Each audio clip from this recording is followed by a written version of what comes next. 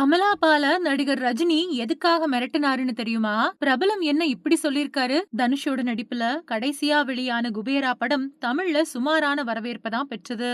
சேகர் கமுலா இயக்கியிருந்த அந்த படத்துக்கு தெலுங்குல நல்ல ரெஸ்பான்ஸ். இப்போ தேரே இஷ்க் மெயின் படத்துல நடிச்சு முடிச்சிருக்கக்கூடிய அவரு போர் தொழில் இயக்குனர் விக்னேஷ் ராஜா இயக்கத்துல நடிச்சிட்டு வராரு. இந்த நிலையில செய்யாறு பாலு பேசியிருக்கக்கூடிய விஷயம் திடீர்னு ட்ரெண்ட் ஆயிருக்கு. தனுஷ் ரொம்பவே சிறந்த நடிகர்கள்ல ஒருத்தரா திகழ்ந்துகிட்டு இருக்காரு. கோலிவுட்டோட ஆரம்பத்துல அவரோட பயணம் பல விமர்சனங்கள சந்திச்சது. ஆனா அதெல்லாம் காதுல போட்டுக்காத அவரு தன்னோட திறமைய படிப்படியா வளர்த்துக்கிட்டு இப்போ ஹாலிவுட் வரைக்கும் போயிருக்காரு. அடுத்ததா அவர் நடிக்க இருக்கக்கூடிய ஹாலிவுட் படத்துல சிட்னி ஸ்வீனி ஹீரோயினா நடிக்க இருக்கிறது குறிப்பிடத்தக்கது. இந்த விஷயம் தனுஷ் ரசிகர்கள உச்சக்கட்ட சந்தோஷத்துல ஆழ்த்தியிருக்கு. ஹாலிவுட் போனாலும் தமிழ்ல அவரு டஜன் கணக்குல படங்கள வச்சிருக்காரு.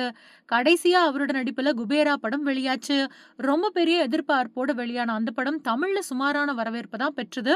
அதுக்கு முன்னாடியே வெளியான ராயன் தோல்வி, கேப்டன் மில்லர் சுமார் அப்படின்னு தனுஷ் ஒரு ஹிட் படத்த குடுக்க முடியாம தத்தளிச்சுக்கிட்டு இருக்காரு.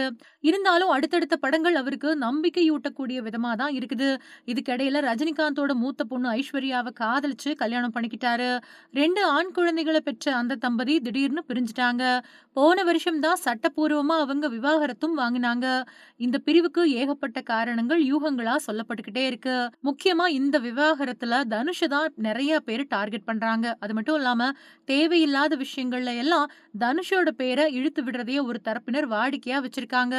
அதுக்கெல்லாம் குபேரா படத்தோட ஆடியோ வெளியீட்டு விழாவுல தரமான பதிலடிய குடுத்திருந்தாரு தனுஷ்.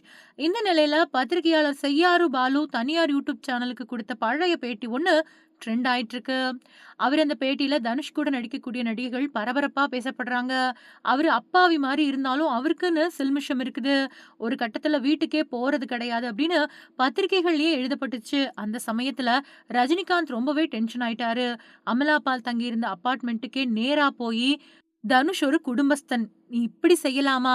இனிமே இப்படி நடந்தா ரஜினியோட இன்னொரு முகத்த பாப்பீங்க" அப்படின்னு சொல்லி மிரட்டாம சொல்லிட்டு வந்திருக்காரு அப்படின்னு சொல்லியிருக்காரு.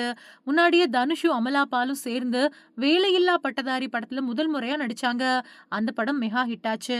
அந்த படத்துக்கு பின்னாடி தான் தனுஷையும், அமலா பாலையும் சேர்த்து வச்சு ஏகப்பட்ட கிசுகிசுக்கள் வந்துகிட்டே இருந்துச்சு. அந்த கிசுகிசுக்கள் எல்லாம் வந்தப்போ, தனுஷ் வேணும்னே டேமேஜ் பண்றதுக்காக இப்படி கிளப்பி விடுறாங்க அப்படின்னு அவரோட ரசிகர்கள் பதிலடி குடுத்தாங்க. இந்த கிசுகிசுக்கள் ஒரு பக்கம் வந்தாலும், நல்ல நட்புல இருக்கக்கூடிய தனுஷும், அமலா பாலும் வேலையில்லா பட்டதாரி படத்தோட 2வது பாகத்திலயும் நடிச்சாங்க. ஆனா அந்த படம் சுமாரான வரவேற்ப தான் பெற்றது.